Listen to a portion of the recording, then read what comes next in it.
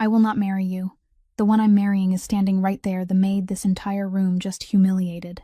Royce Ashford let those words fall in the middle of the ceremony, and the 400 most powerful guests in Chicago fell dead silent.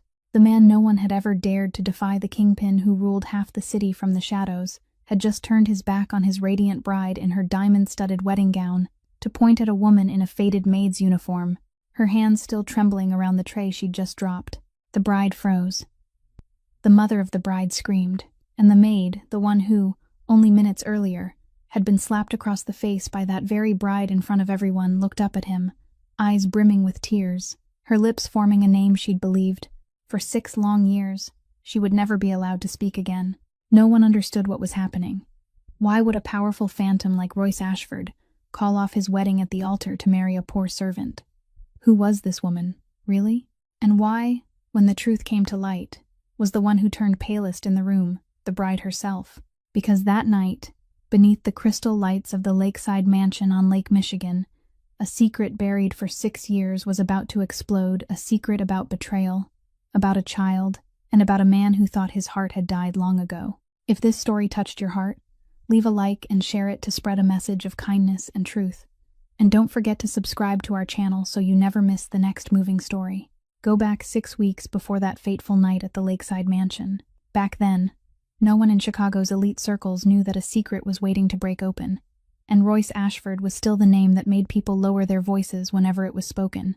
The top floor of the glass tower, in the heart of the financial district, was where he kept his office. And it was also where, that evening, a man named Garrett Voss was summoned, without having the slightest idea what he was about to face. Garrett was one of the men who managed the chain of warehouses and shipping yards under the control of the Ashford Empire. He had long been used to leaning on power. For months, he had skimmed wages from the dock workers, threatened the ones who didn't dare speak up, and driven 2 working families into misery simply because they had dared to demand back the money earned by the sweat of their own bodies. He thought something that small would never reach the ears of the man sitting at the top. He was wrong. When Garrett walked in, the room was lit by only one desk lamp. Royce sat behind the dark wooden desk, his hands folded together, his gaze so flat and still that it sent a chill crawling over the manager's skin. Sullivan Boyd, his right-hand man, stood silently in one corner without saying a word. The silence in the room was so heavy that Garrett began to sweat, though no one had touched him yet. He didn't shout. Royce had never needed to raise his voice. He only placed a stack of documents on the tabletop, payroll sheets that had been altered, numbers that had been shaved down, and beside them, a photograph of a woman standing in front of the warehouse gate, holding the hand of her small child, her face marked by despair. He pushed the photograph toward Garrett, then spoke in a low voice, each word clear as a blade cutting through flesh. He asked the man whether he knew whom the woman in the photograph had been forced to borrow from in order to buy milk for her child, after Garrett had cut half a month's wages from her pay. Garrett stammered, trying to justify himself, saying it was only a management method, that lazy workers needed to be tightened down. Royce didn't let him finish. He rose, came around the desk, and stood directly in front of him. He didn't touch him. He only looked at him, with a gaze so cold that Garrett instinctively took one step back. Royce said that in his world, there was only one law everyone had to remember. The strong must never be allowed to trample those weaker than themselves. Money could be earned again, power could be taken back, but anyone who used his own strength to choke someone helpless was, to Royce, the kind of man who didn't deserve forgiveness. He said he had once witnessed what a greedy man could do to someone who had nothing with which to defend himself, and he had sworn he'd never allow that to happen under the Ashford name. Garrett dropped to his knees and begged for mercy. He promised he would return everything, that he would do anything. Royce signaled to Sullivan. Within one night, every asset the manager had gathered by exploiting others was stripped away. Every dollar he had stolen was returned directly into the hands of the workers with additional compensation, and Garrett was thrown out of every position he held. His name erased from every business connection in the city. Not a drop of blood, not a loud sound, only in silence. A man who had once believed he held the power of life and death over those beneath him lost everything. When the door closed behind him, Sullivan finally spoke, saying that sometimes he saw his boss offer the poor a kind of protection even they themselves didn't understand the reason for. Royce stood with his back turned, looking out over the brightly lit city below, silent for a long while. He replied that there were wounds that made a person unable to look away from another person's pain, and that he had paid far too high a price to learn that. Sullivan asked no more. He knew very well that inside the heart of the most powerful man in Chicago, there was a locked door that had been sealed for 6 years, and behind that door was the name Royce had not once spoken aloud. During those same days, in a working-class neighborhood far from the crystal lights of high society, there was a woman who had just received the job she saw as the last lifeline of her life. Delia Hartwell was 28 years old, and the housekeeper of the Ashford mansion had hired her as a maid only a few days earlier. After a brief interview, she had waited through for weeks, with her breath held tight in her chest. She had no elegant degree, no useful connections, only a pair of hands used to hard work and a reason powerful enough to make her accept anything. To her, that magnificent lakeside mansion, with its endless long corridors and splendid rooms, wasn't a place to admire and wonder. It was a place that paid her more than anywhere she had ever worked, and that was all she needed. Every evening after her shift ended, she took 2 buses back to the small apartment on the 3rd floor of an old building, where a tiny living soul was always waiting for her behind the door. Her Theo had just turned 6, a little boy with a smile that could make every trace of weariness in her body disappear in a single moment. That night, as soon as he heard the keys rattling, the little boy ran out and threw his arms around his mother's legs, chattering brightly about the picture of a spaceship he had spent the whole afternoon drawing under the care of their kind neighbor.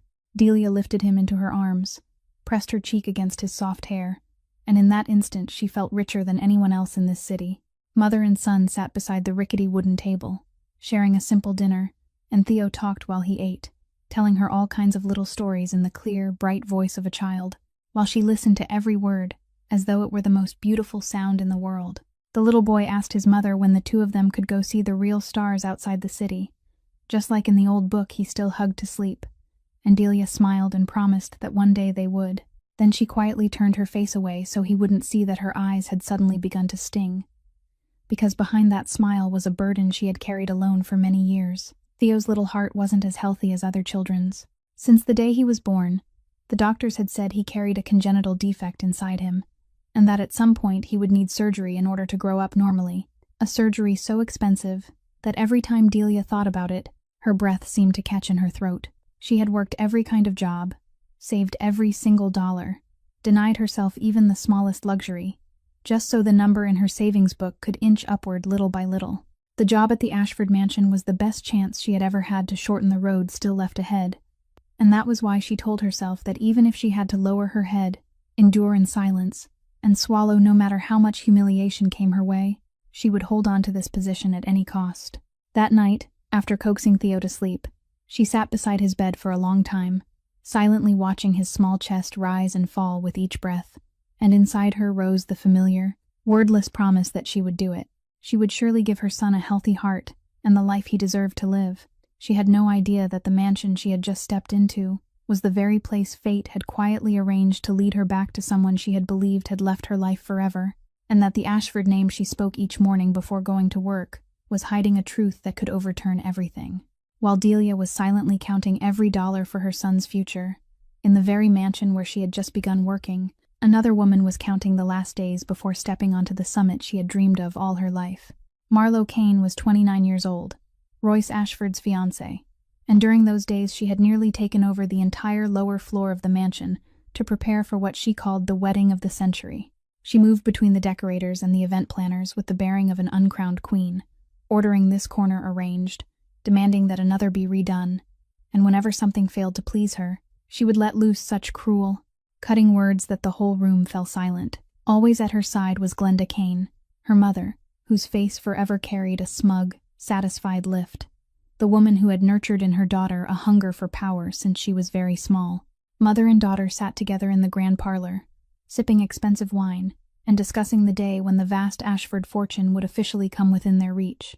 Glenda told her daughter that after so many years of waiting, after so many schemes and calculations, the time had finally come to harvest what they had planted, and that as long as Marlo became Mrs.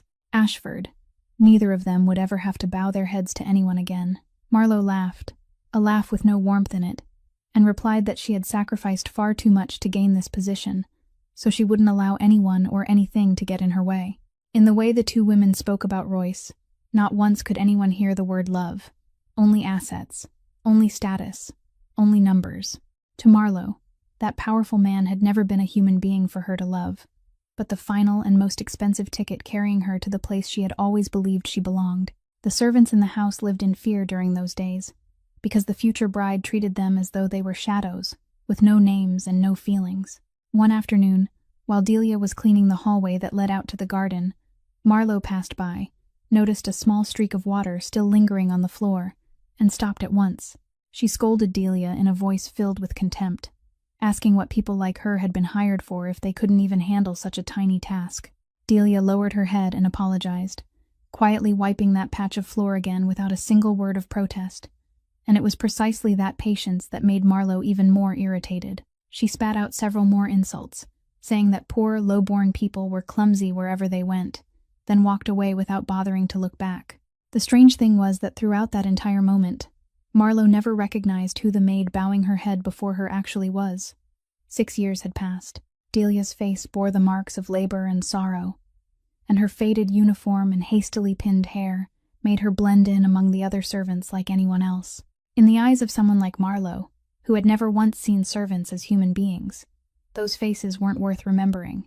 She walked past the very victim from her own past without the slightest awareness, never suspecting that the woman silently kneeling there to wipe the floor was the fragment of history she had once buried with her own hands, a fragment of the past now living inside this very house, drawing closer day by day to the truth Marlowe believed she had buried forever. And Delia, when she stood and watched that proud figure disappear around the bend in the hallway, only clenched her hand, swallowed her humiliation deep into herself, and thought of her son's face, because she knew she didn't have the right to collapse. That evening, when the entire lower floor of the mansion had sunk into silence and the last of the servants had gone home, Royce sat alone in the study with a glass of liquor that had never touched his lips. Sullivan found him there, silently staring out at the black surface of the lake beyond the window, wearing the look of a man whose mind was somewhere far away from that room. His aide poured himself a glass, sat down in the chair across from him, and after a long stretch of silence, finally asked directly the question that had been weighing on him for many days. He asked Royce whether he truly wanted to enter this marriage, because he had never once seen his friend look at his future bride with the eyes of a man in love. Royce didn't answer right away. He gently turned the glass in his hand, the yellow lamplight falling across a face that was always cold, now touched by a weariness only the person closest to him could recognize. At last, he said that love was a luxury he had lost the right to possess a very long time ago. His marriage to Marlowe, to him, was a decision made by reason, a sensible arrangement between two families, the proper move for business and for the empire he had built. He said he needed someone to stand beside him at parties, a name worthy enough for high society to respect, and Marlowe satisfied all of those things. Sullivan shook his head and said that a man could buy everything in the world, but he couldn't lie to his own heart forever, and that he knew very well Royce was wagering the rest of his life on something that didn't hold even the slightest trace of real feeling. Those words touched some hidden place deep inside Royce. He stayed silent for a long time, then said quietly that real feeling had once nearly cost him everything. He said that in his entire life, he had truly loved only one person, a girl he had once believed would walk beside him until the end of his days, and that it was that very person who had betrayed him, who had turned her back and left without a word of farewell at the moment he needed her most, leaving inside him a wound that hadn't healed once in 6 years. He said that from that day on, he had taught himself a lesson, never to give his heart to anyone again, because love was only the door that led people toward betrayal.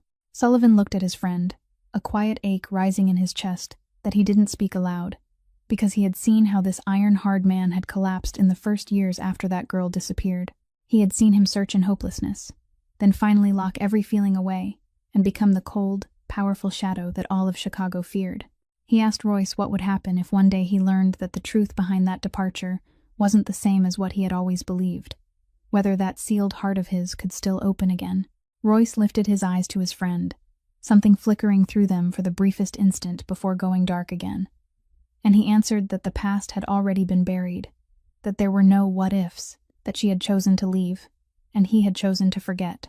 But the moment those words left his mouth, a vague sensation brushed across his mind, an unclear, fleeting image, as though somewhere in this very house over the past few days, something had been softly awakening a memory he had tried to bury deep, though he couldn't name what it was. That vague feeling wasn't without reason, because only a few days later, fate arranged for two people who had once loved each other with all their hearts to stand face to face in the middle of the mansion hallway. One of them, the most powerful master in the city. The other, a quiet maid no one paid attention to. That morning, Delia was carrying a tray of tea across the grand foyer when Royce stepped out of his study, and the two of them nearly ran into each other at the bend in the hallway. In the instant she looked up and recognized the face of the man walking toward her, the whole world around Delia seemed to stop. Her breath caught inside her chest, and the hands holding the tea tray trembled slightly, making the cups clink softly against one another. It was him. It was Royce. It was the man she had loved with her whole heart 6 years earlier. The man she had thought was forever sealed away inside the part of her life she had lost. But right after that shock, an old pain surged up at once and overwhelmed everything, because deep in her heart, the belief she had carried for so many years was still carved deep, that he was the one who had turned his back, that he had believed the lies others had woven about her, that he had cast her aside at the very moment when she had nothing left to hold on to. Thinking of that, Delia hurriedly lowered her face, hiding the eyes that were already blurring, and quickly walked past him with the manner of a servant rushing to finish her duty. She didn't dare look at him for even one more second, because she was afraid that if she looked any longer, she wouldn't be able to stop herself from crying right there in that place, and she wouldn't allow herself to be weak, not when there was still a child waiting for her at home and an amount of money she had to earn no matter what it took. As for Royce, he stopped right there in the middle of the hallway, his eyes following the figure of the maid who had just slipped past him. And inside him rose a strange feeling he couldn't explain. There was something about that woman that felt familiar enough to ache, even though he hadn't clearly seen her face. It was the way she slightly tilted her head when she bowed, the tiny gesture she made when she lifted a hand to tuck a loose strand of hair behind her ear, a habit that somewhere in the distant country of his memory, another girl had once done in exactly the same way whenever she felt flustered. Royce stood still, frowning, trying to search his memory for where that feeling had come from, but everything was only a shapeless veil of mist. He told himself that perhaps he was simply too exhausted from the days of wedding preparations, that there was nothing about a servant in the house worth dwelling on, and he pushed that feeling aside even though it still smoldered faintly and refused to disappear. He had no idea that the woman who had just bowed her head and walked past him was the very name he had told Sullivan the night before he had buried, that the heart he thought had died had just stirred again because of a familiar gesture its owner herself was trying to hide through tears. Those two people, who had once belonged to each other, now stood only a few steps apart under the same roof, and yet between them was an entire wall of misunderstanding and lies built by someone else's hand, each of them holding one distorted half of the truth, and each believing the other was the one at fault. Delia returned to the kitchen, hurriedly set down the tea tray, then leaned back against the wall, pressing one hand tightly to her chest to hold in the sob that was about to break loose. She told herself that she only needed to grit her teeth and get through these days, collect the money she needed, then leave this place and never let her heart face that man ever again. To understand why those two people stood on opposite sides of such a deep abyss of misunderstanding, one must go back 6 years, to the time when Delia Hartwell was still a young woman full of hope, and Royce Ashford had not yet become the cold shadow he is today. Back then, they loved each other with a pure and unguarded love, the kind of love that didn't care that he was the heir to an empire while she was only an ordinary girl working in a small flower shop. They had shared the most beautiful days together. They had once spoken of a future they would build side by side, a small house, a home that didn't need riches but would be filled with laughter. Beside Delia in those days was someone she trusted like a sister, a girl named Marlo Kane, whom she had known since the hard years, someone Delia considered her closest friend and was willing to share every joy and sorrow with. But Delia had never known that behind those affectionate smiles was a jealousy, quietly burning and growing stronger with every passing day, because Marlo had long craved everything Delia had, especially the heart and fortune of that powerful man. Marlo began weaving a vicious plot that Delia never guarded herself against. She fabricated false evidence that Delia had secretly betrayed him, arranged ambiguous situations, hired people to spread poisonous rumors, then skillfully made sure all of it reached Royce's ears at the very moment when he was under crushing pressure from work and family. At the same time, she turned to Delia with a face wet with fake tears, saying that Royce had learned everything, that he had believed what people were saying about her and had furiously declared he never wanted to see her again, that he had asked Marlo herself to deliver the message, telling Delia to disappear from his sight. Delia went numb, her heart shattered when she heard her closest friend say that the man she loved had turned his back on her without giving her even one chance to explain. In that pain and humiliation, she didn't have enough courage to go find Royce herself, because Marlo was always beside her, whispering that he would never believe her, that the words of a poor girl like her meant nothing against an entire powerful force, that the more she clung to him, the more shame and misery she would bring upon herself. Driven to the end of the road, betrayed and pushed away by the very person she trusted most, Delia finally packed the few things she had and quietly left the city one night, carrying a broken heart and the mistaken belief that Royce had abandoned her. What she didn't know on that fateful night was that inside her body, a tiny life had just begun to take shape. The blood of the very man she believed had turned his back on her. At that same time, Marlo had quietly arranged for every later effort Royce made to find her to end in a dead end, erasing every trace, sealing every path, making him believe that Delia had chosen to leave with another man and that there was nothing more to say. 6 years had passed since that night, each of them carrying a wound and a distorted truth. The man believing he had been betrayed and locking his heart shut, the woman believing she had been cast aside and quietly raising their child alone in hardship. Neither of them knew that the one who had pulled every string was now about to put on a wedding gown and stand in the very place where her victim from years ago bowed her head day after day to clean the floors. Fate has always had a way of laying out bitter ironies that human beings can never foresee, and on one weekend morning, that very irony brought Royce's own blood to stand right before him, though neither father nor son knew it. That day, Delia's usual babysitter suddenly had an emergency, while Delia couldn't possibly take a day off during the busiest period at the mansion. So after much hesitation, she had no choice but to ask the housekeeper for permission to bring Theo along, promising that she would keep him well behaved in the servants' area and absolutely wouldn't let the boy run outside. The housekeeper had always valued Delia's honesty and diligence, so she nodded and agreed. Theo managed to sit quietly for a while in the kitchen with his picture book about the stars, but the curiosity of a child of 6 was hard to keep within 4 walls, and the moment his mother turned away to carry things upstairs, he tiptoed down the long hallway to look at the paintings hanging on the walls, which seemed so strange and beautiful to him. Step by step, the little boy wandered toward the area near the study, where Royce was sitting and reviewing a pile of documents.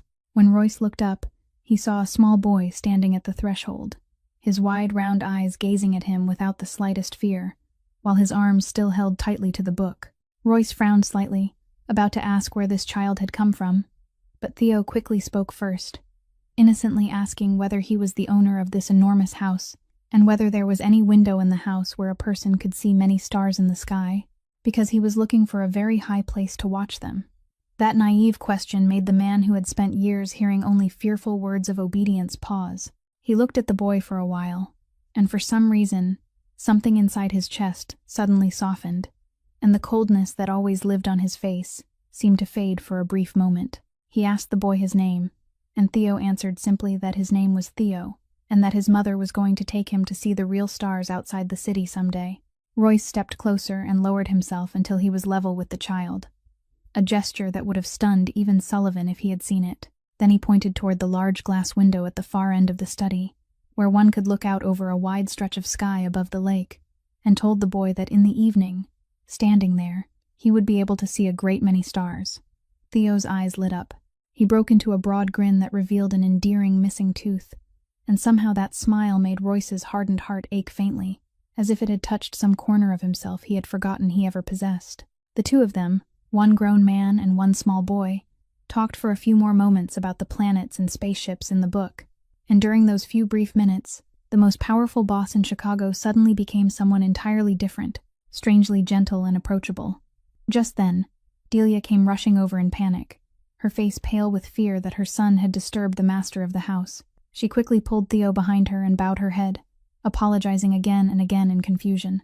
Royce looked up at her, intending to say that it was all right, but when his eyes moved from the little boy's face to the mother's face, that strange, familiar feeling rose inside him again, stronger than before, leaving him dazed for an instant. All he managed to say softly was that the boy was very well behaved.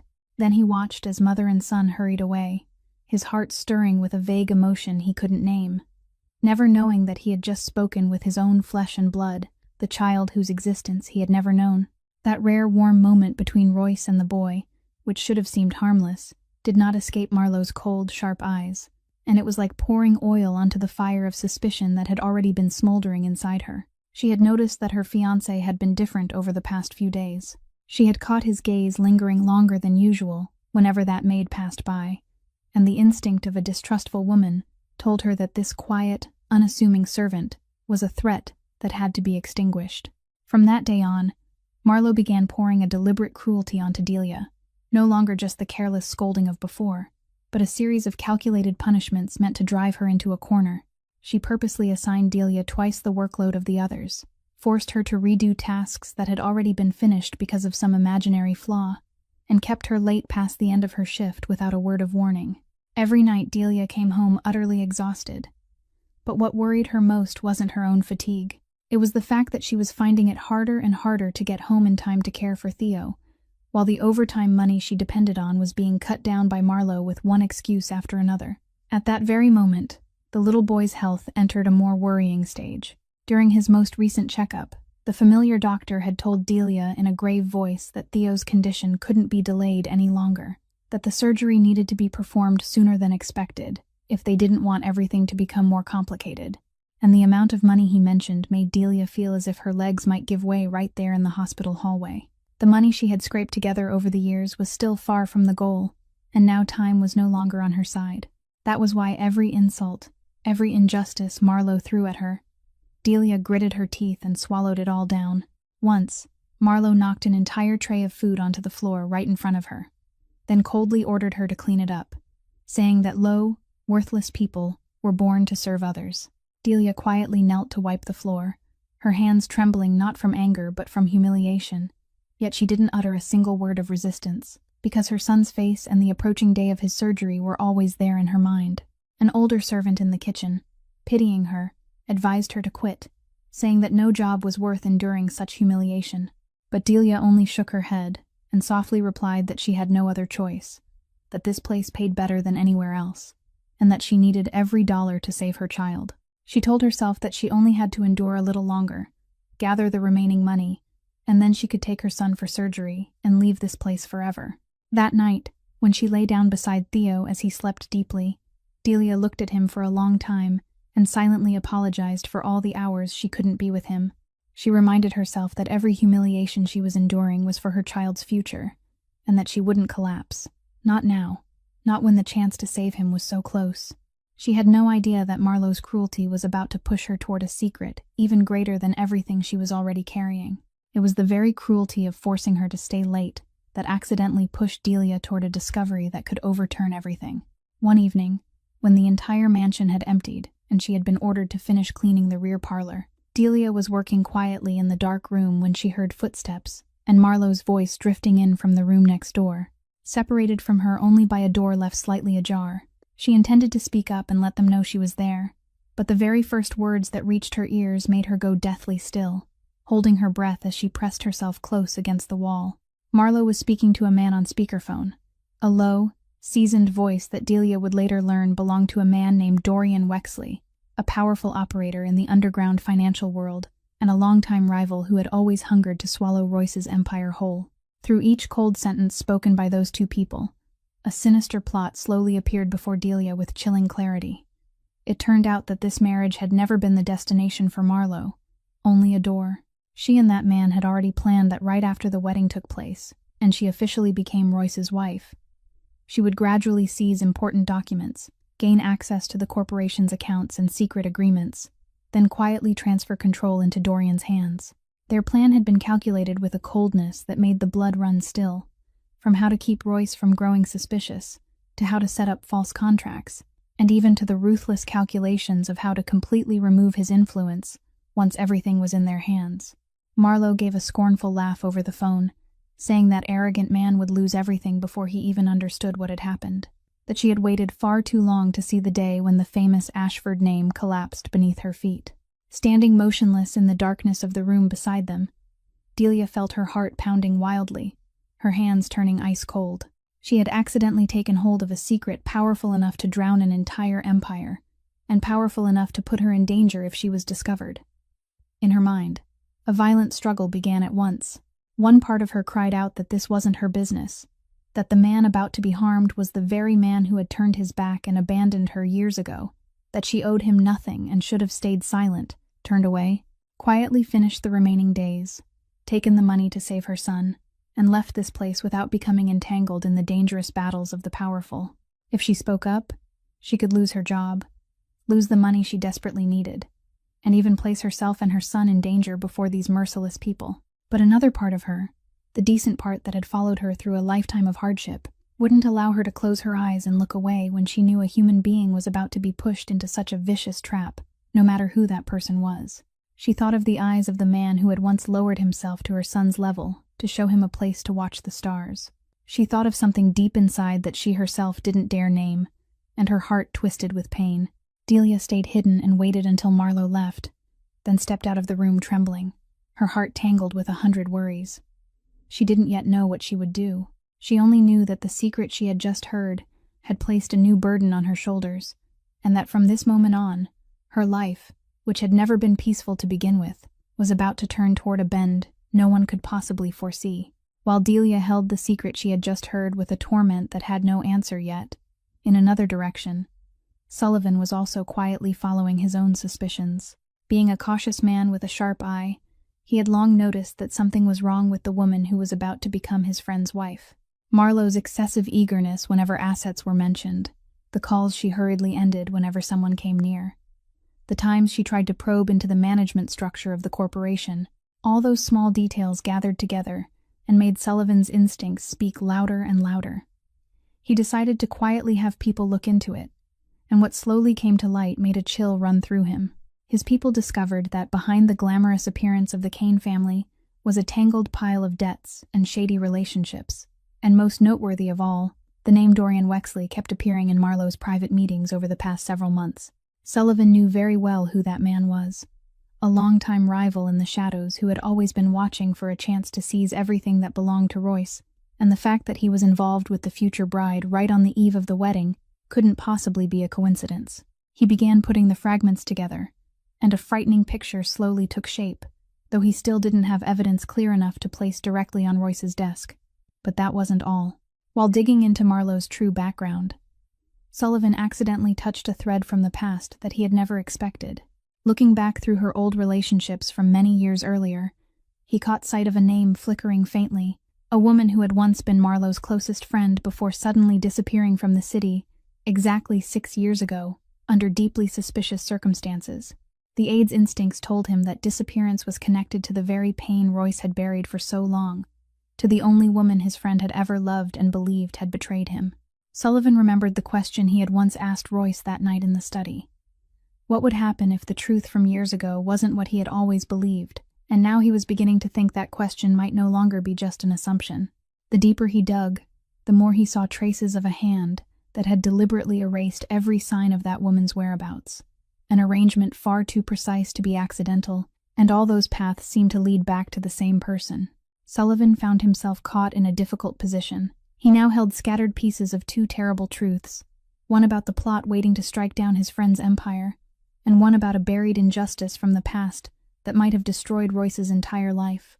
But he still couldn't speak when everything remained uncertain, because he understood that an accusation without proof at such a sensitive moment could backfire and alert the guilty. He decided to keep quietly gathering what he could, racing against time as the wedding day drew closer hour by hour, silently praying that he would uncover the whole truth before it was too late. He had no idea that right inside this very mansion, there was another woman holding the other half of the truth, and that those two paths searching for answers were about to cross at the most fateful moment of all. The night before the wedding was the longest night of Delia's life. A night when every burden she had been pressing down inside herself came crashing all at once onto her thin shoulders. That afternoon, right after returning home from her shift, she received a call from the doctor with news that made her heart tighten, that Theo's condition had progressed faster than anyone had expected, and that the surgery could no longer be delayed, not even for a few more weeks, that this was the critical moment to fight for a healthy future for the little boy. Sitting beside her son's bed in the small apartment, Watching Theo innocently hug his book about the stars as he slipped into sleep, Delia tried to keep her breathing steady so she wouldn't wake him, but inside her heart, there was an entire storm. She took out her savings book, turned the pages back and forth over the numbers she already knew by heart, and no matter how she calculated, the money she had gathered was still far too short of the cost of that urgent surgery.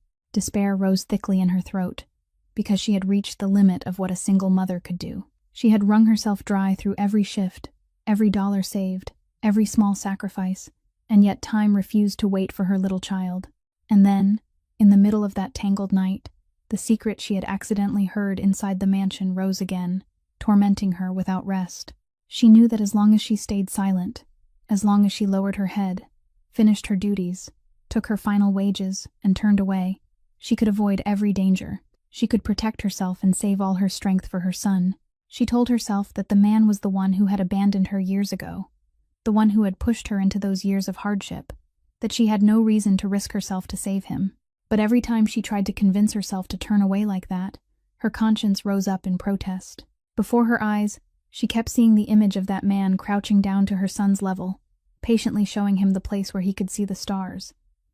A moment she couldn't forget, and she wondered whether someone who had shown such unexpected kindness to her child truly deserved to be drowned in such a ruthless scheme. She thought of the years when she herself had been a victim of lies and injustice, of the pain of being driven to the end of the road by others without a single hand reaching out to help her, and she understood that if she closed her eyes and looked away now, she would be no different from the people who had once been so heartless toward her. She couldn't become that kind of person. She couldn't teach her son about goodness if she herself turned her back on evil she had witnessed with her own eyes. At last, after a whole night of tossing and turning, when the first light of dawn fell through the old window, Delia came to a decision. She would find a way to warn Royce about the trap being laid for him, even if that meant she had to face the man she had been avoiding, even if it might cause her to lose everything. She bent down and kissed her sleeping son's forehead, softly whispering that Mommy would do the right thing, that no matter what happened, Mommy would always be beside him. And in that moment, the small woman carried within herself a vast determination she didn't yet know would change both their lives forever. And then that fateful day finally arrived. The lakeside mansion on Lake Michigan shone that morning in the atmosphere of an extravagant wedding of the highest order, with hundreds of powerful guests arriving one after another, with rows of pure white chairs stretching out and a magnificent ceremonial space erected in the middle of the vast garden. While the entire mansion bustled with people coming and going, Delia carried in her heart the resolve she had found the night before, trying to find one moment when she could approach Royce and tell him the truth before it was too late. She had been assigned to serve during the ceremony, and she saw it as a heaven-sent opportunity, because it allowed her to get near the groom's area without drawing suspicion. Her heart pounded throughout the morning, every warning she had rehearsed again and again in her mind, waiting only to spill out. When the ceremony was about to begin, and she caught sight of Royce standing alone near the entrance to the wedding aisle, Delia drew in a deep breath, gathered all her courage, set the tray down, and hurried toward him, ready to speak. But she had only managed to take a few steps when a hand blocked her path. Marlowe, in her dazzling wedding gown, had appeared at exactly the right moment and was looking at her with eyes blazing with anger mixed with suspicion. She had been watching this maid for a long time, and the fact that Delia dared leave her place to approach her fiancé on her great day touched a fury Marlowe no longer bothered to hide.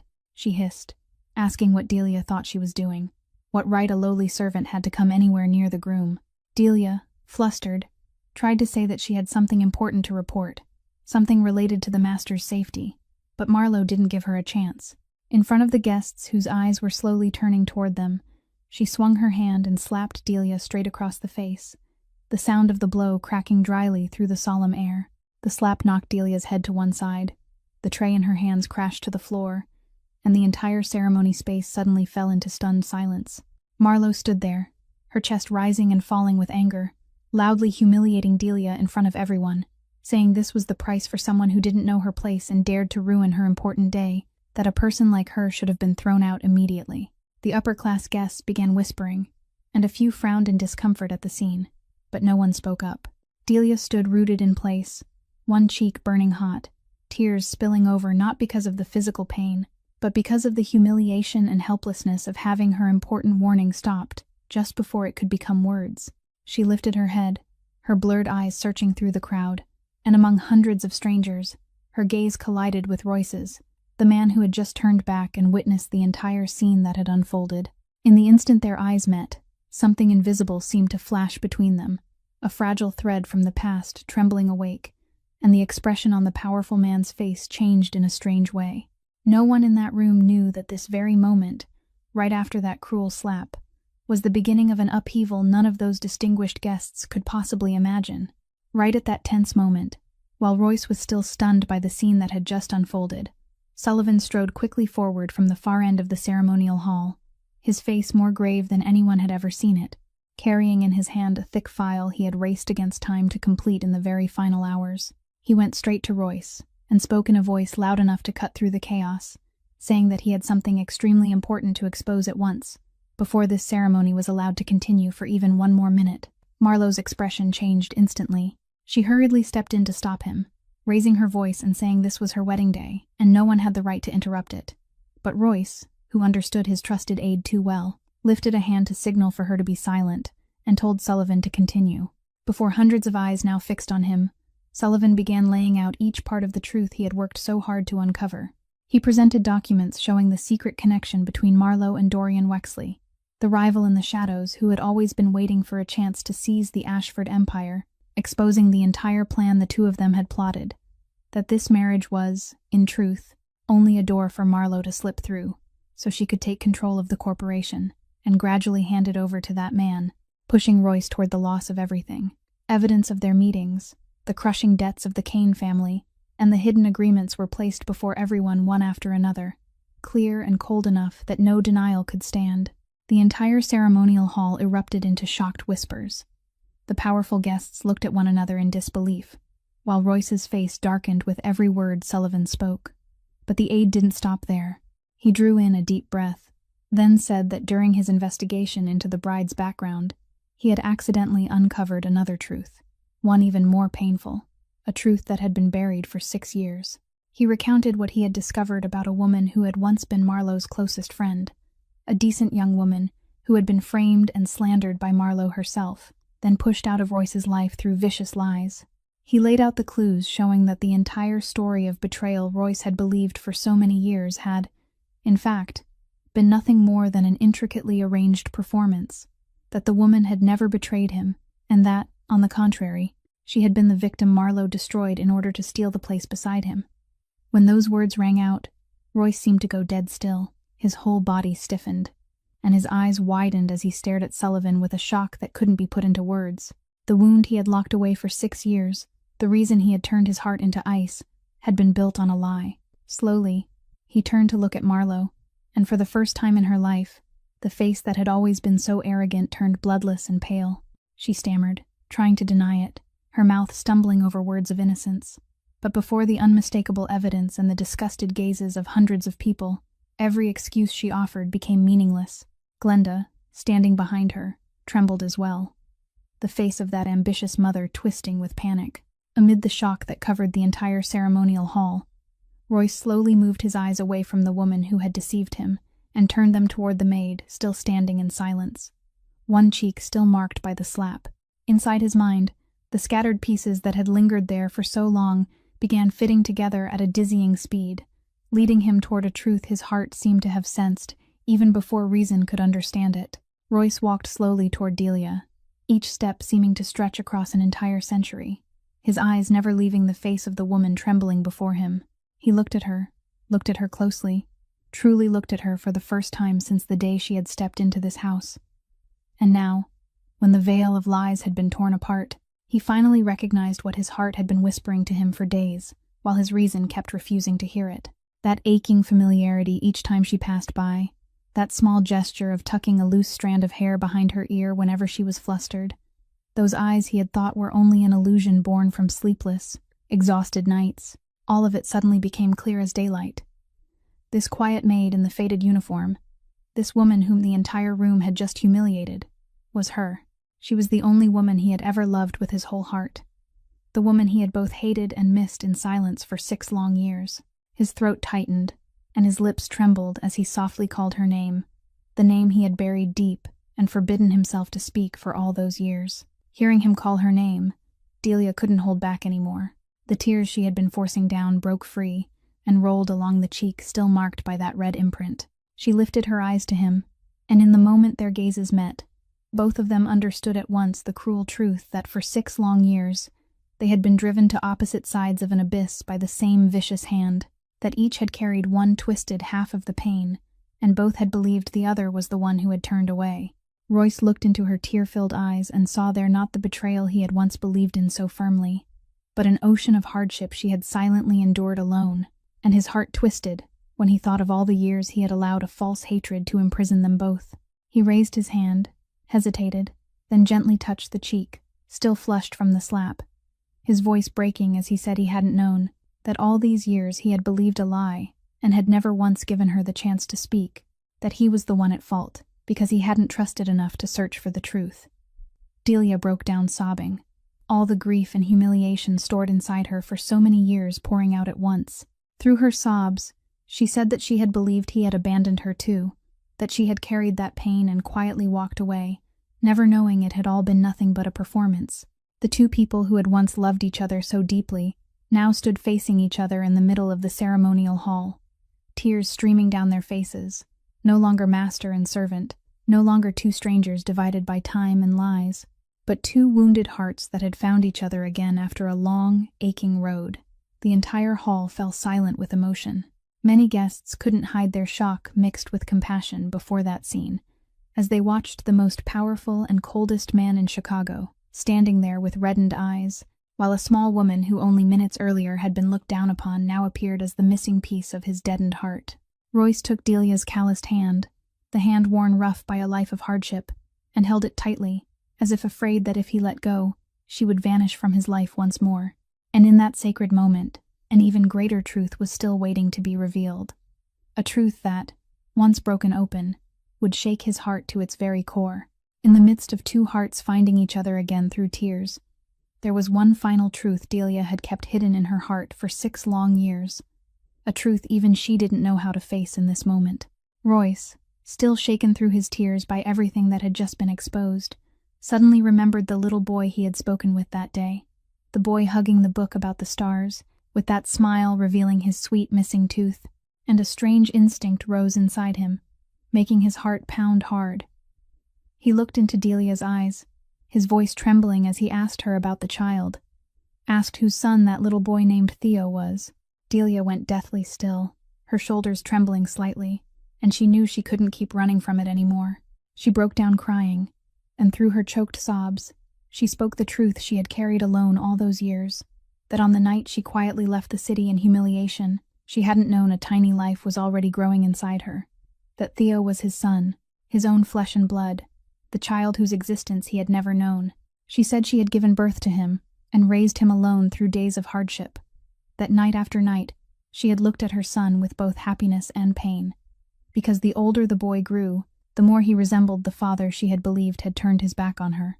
Those words struck the ceremonial hall like thunder, and Royce stood there, his entire body rigid, his eyes widening as if he couldn't believe what he had just heard. The powerful man all of Chicago feared, the man who had turned his heart to ice for 6 years, completely collapsed in that moment. His legs seemed to lose all strength. He staggered back 1 step, one hand rising to clutch his chest as though his heart had just been crushed by something unseen. He stammered the boy's name, remembering every detail of their brief conversation that day, remembering the strange feeling that had softened him when he looked at the child's innocent smile, a feeling he hadn't been able to explain, and now he understood. The invisible thread that had pulled him toward that boy had been the call of his own blood. Tears rolled down the face of the man who had seemed as if he would never know how to cry, and he choked out that he had a child, that for 6 whole years his son had grown up without him knowing, without him being there beside him even once, and that the boy himself had once stood right in front of him, had called to him, had spoken with him, while Royce hadn't recognized his own flesh and blood. He turned to Delia, his voice breaking with pain and remorse, begging her to forgive him for all the years she and their child had endured alone, the years when he should have been there to carry the burden with her. Delia cried, but through her tears, she gently shook her head, saying that she had never hated him, that she was only grateful the truth had finally come into the light. Everyone in the ceremonial hall watched the scene with tears in their eyes. Even the guests, who were used to the coldness of high society, couldn't keep their hearts from softening before the image of a father learning he had a child under circumstances so painfully cruel. And while Royce's heart overflowed with both emotion and endless regret, deep underneath it, another feeling began to rise as well, a cold and absolute rage aimed at those who had caused all this tragedy for the woman and the child who belonged to him. That cold rage turned into action the moment Royce straightened, wiped away the last tear, and snapped his gaze toward Marlowe with a look that made the entire ceremonial hall shudder. After his firm declaration that he rejected the marriage, and that the woman he chose was the maid everyone had just looked down upon, the air in that magnificent garden instantly shattered into a chaos no one had ever seen before. Marlowe stood frozen in her wedding gown, her face twisting between panic and resentment, unable to believe that every scheme she had spent years carefully arranging had collapsed in only a few short moments. She rushed forward, trying to grab Royce's arm, screaming that everything that had just been said was fabricated, that the evidence was forged, that someone was plotting to harm her and tear the two of them apart. She cried, she begged, she swore that she truly loved him, that all of it was only a terrible misunderstanding. But Royce shook her hand off, his eyes no longer holding even the slightest warmth, only an icy disgust for the woman who had destroyed both his life and Delia's. He told her in a low, sharp voice not to waste her breath, because every mask had fallen, and no lie could save her anymore. Beside her, Glenda also frantically joined in the excuses, that ambitious mother loudly defending her daughter, blaming Sullivan for inventing the story, turning to the guests for help, and insisting that this was only a vile act of slander. But the two women's excuses no longer reached anyone's ears, because the file Sullivan had presented was far too clear. Every detail fitting together without a single gap, and their own visible panic only exposed their guilt even more before everyone's eyes. The powerful guests began whispering among themselves, the gazes that had once regarded the bride with respect, now turning into contempt and revulsion. A few shook their heads and walked away, while others remained where they were to witness the ending of the tragedy unfolding before them. Marlowe looked around and saw herself surrounded by cold eyes, saw the glamorous world she had craved her entire life turning its back on her, and desperation slowly rose in her eyes. She shifted from pleading to fury, spitting venomous words at Delia, calling her the one who had stolen everything from her. But Royce immediately stepped in front of Delia like a solid wall, warning Marlowe that she wasn't allowed to say one more word about the woman and his child. In that instant, everyone clearly saw one truth, that the balance had completely reversed. The one who had only moments before stood at the height of power and pride had now fallen to the very bottom of disgrace, while the woman who had just been slapped in front of the crowd now stood there, protected by the most powerful man in the room. Marlowe and Glenda still struggled in vain, still throwing out denials and threats, but all of it sounded only like the final cries of people who knew they had lost. Royce didn't bother answering them anymore. He only quietly signaled to his men, and at that moment, a cold resolve flashed in his eyes, because he knew that the downfall of those two had only just begun, and the price they would have to pay for everything they had done would not end with their belated tears in the middle of this ceremonial hall. When the last guests had left the garden and the chaos of the ceremonial hall had quieted, Royce truly began to make those two people taste the consequences of what they had sown. The man who controlled half the city from the shadows didn't need to raise his voice, didn't need elegant threats, because his real power lay in the fact that a single nod from him was enough to bring an entire fortune crashing down. That very night, his network was activated. First came Dorian Wexley, the rival in the darkness who had joined hands with Marlowe to seize the Ashford Empire. He thought he was clever, thought he had cast a perfect net, but he never imagined that Royce had already held every move he made in the palm of his hand. The secret contracts he had worked so hard to build were dragged into the light. The partners who had once stood on his side turned their backs one by one when they realized the price of going against Ashford, and within a short time, the web of power Dorian had spent years building began to crack apart piece by piece. Royce had his people deliver to him all the evidence of the illegal acts Dorian had believed were safely hidden, placing him in a position with no way out, forcing him to abandon every ambition and disappear from the city's business world if he didn't want to face consequences far heavier than that. The confrontation between the two forces didn't unfold through loud displays of violence, but through the absolute dominance of one side that had already secured victory, and Dorian, who had once arrogantly challenged him, was finally forced to lower his head and retreat in humiliation, losing everything he had wagered. As for the Kane mother and daughter, Royce reserved for them a punishment shaped exactly like the code he had always believed in. He had his people review every sum of money the Kane family had borrowed, every favor they had ever received through their connection to him, and then took everything back, one by one. The glittering mansion Marlowe and Glenda had always been so proud of turned out to have long been mortgaged under debts they themselves had no ability to repay. And now that Royce's protecting hand had been withdrawn, everything collapsed like a castle made of sand. Accounts were frozen, debts were demanded all at once, and the doors of high society through which they had once walked with such pride now slammed shut in their faces. In only a short time, the two people who had once lived in luxury and looked down on others suddenly lost everything, falling into the very hardship they had once heartlessly pushed Delia into 6 years earlier. Royce stood facing Marlowe for the final time, without a shred of pity, and told her in a voice as cold as ice that this was the price of greed and cruelty, that she would have to taste for herself the suffering she had scattered over an innocent woman. Marlowe collapsed, crying and begging once more, but this time no one paid any attention to her. Glenda sat helplessly in the middle of the house that was about to be seized, the face of that ambitious mother now holding nothing but weakness and despair. In the end, mother and daughter had to leave the city in silence, carrying with them not fortune or power, but a reputation that had been utterly shattered, rejected by the very glittering world they had once longed for. Royce watched their figures fade from view, and not the slightest guilt rose inside him, because he understood clearly that justice sometimes had to wear a cold face in order to protect decent people, and that everything he had just done was only to return fairness to the woman and the child he had lost for so many years. When he turned back inside, the cold eyes of the underworld boss softened, because he knew that ahead of him, something more important than all of this was waiting. What mattered more than anything was waiting for Royce in the form of the son whose existence he had only just discovered. And as soon as everything at the mansion quieted down, the first thing he did was turn to Delia, take her hand, and tell her that from this moment on, she would no longer have to carry anything alone. When he heard Delia tell him about the illness in Theo's little heart and the urgent surgery she had spent years struggling to arrange in desperation, pain flickered across Royce's face, because he realized that through all those days when his son had been fighting sickness, he hadn't even known enough to be there beside him. He immediately mobilized every resource he had, brought in the finest specialists in the country, and arranged for Theo to be treated at a leading hospital with the best conditions that money and power could provide. The burden of medical bills that had weighed heavily on Delia's shoulders for so many years, the number that had stolen sleep from her on so many nights, now vanished with a single gesture from the powerful man. But what moved her most wasn't the money. It was the way he stayed close and refused to leave, the way he worried over their son with the whole heart of a true father.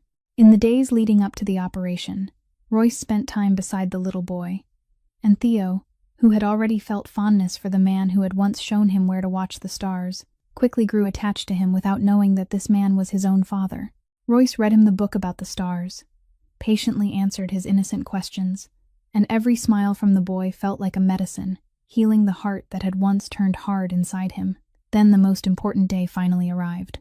The surgery lasted for many hours, and throughout that breathless stretch of waiting, Royce and Delia sat together outside the hospital corridor, their hands clasped tightly, sharing the same fear and the same hope. For the first time in so many years, Delia felt that she was no longer alone, that there was someone willing to carry everything with her, and that was what gave her more strength to endure the hardest hours.